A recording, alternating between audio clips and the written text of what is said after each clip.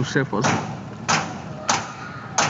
بس انت مع الشمس السنة ما نرجع ونزل. هو لو انفتح هيطلع نار.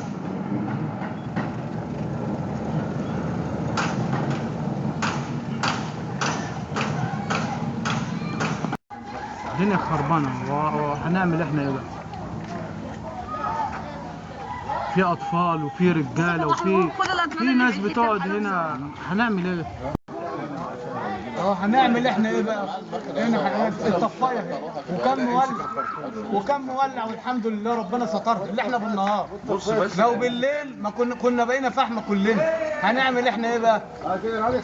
واحنا هنعمل ايه؟ هم بيجوا يزيتوه ويتكلوا على الله، بعد اسبوعين اتنين بيولع كده لوحده، ولما الشتاء بيجي بتبص تلاقيه برضه بنفس النظام. هنعمل احنا ايه؟ هنعمل فيلم ويتلقح باذن الله كل حاجه هتتم ان شاء الله. النظام دوت يزيتوه ويرجع تاني ومش قادرين يشيلوه، والنطره لما بتيجي من فوق بتتنيل بالنيله بيولع.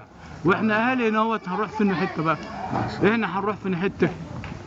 عايزين حد ينجدنا، عايزين حد ينجدنا بقى، لان ولا ليها حل الموضوع ده خالص، مفيش حل. تعالى يا استاذ خالد. ماشي يا باشا. مفيش حل الموضوع ده. ما هو يا باشا. والنطره لما بتيجي من فوق بتولعه برضه. ماشي يا باشا. واحنا اهالي هنا هنروح فين بقى؟ هنطلع نجري ولا نصوت ولا نشوف نروح فين؟ نلط. اهو احنا غلابه، هنروح فين حته احنا بقى؟ ولا لينا مشاكل ولا لينا عيشه شيء قاعدين فيها.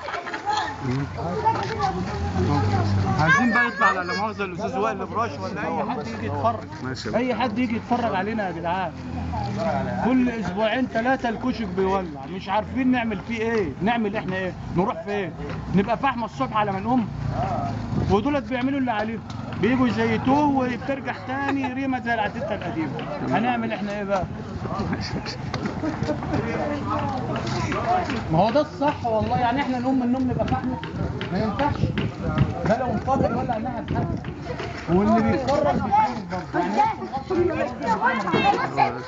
والنطره لما بتيجي من فوق مفيش حاجه فوق، حاطين